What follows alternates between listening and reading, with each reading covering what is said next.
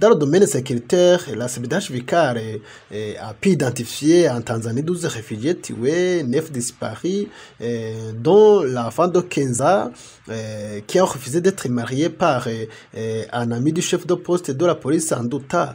En RDC, on a identifié 7 réfugiés tués, 8 disparus, dont 3 enfants, et aussi 30 vaches volées. En Ouganda, la CBDH Vicar a pu identifier des cas de tueries et 32 arrestations arbitraires. Au Kenya, nous avons identifié 3 réfugiés tués et 8 réfugiés qui ont été torturés. Au Rwanda, on a identifié des réfugiés prisonniers qui ont été tirés par la police, mais la police a dit qu'ils ont voulu échapper à la prison. Dans le domaine de l'éducation, nous avons remarqué des défis dans presque tous les camps de réfugiés, sauf au Rwanda qui ont essayé, mais quand même qui a aussi un problème de salle de classe. En Tanzanie et en RDC, c'est déjà passé les limites. Par exemple, en Tanzanie, les élèves finalistes du cycle supérieur et inférieur, bientôt 2 ans sans faire des tests nationaux.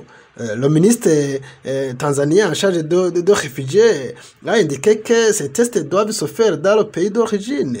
En RDC et en Zambie, le HCR a refusé de continuer de payer le minerval pour les élèves du secondaire. Vous entendez bien que les conséquences deviennent nombreuses.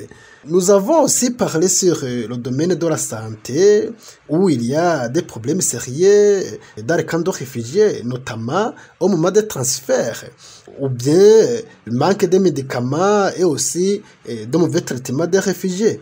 C'est pour cette raison que nous avons recommandé la traduction en justice des commanditaires de tueries et violations des droits de réfugiés. Nous avons aussi demandé au pays d'accueil de faire le tout possible pour qu'il y ait une amélioration dans tous les domaines. Nous avons aussi demandé au HCR de plaider pour les réfugiés afin que les enfants retournent à l'école.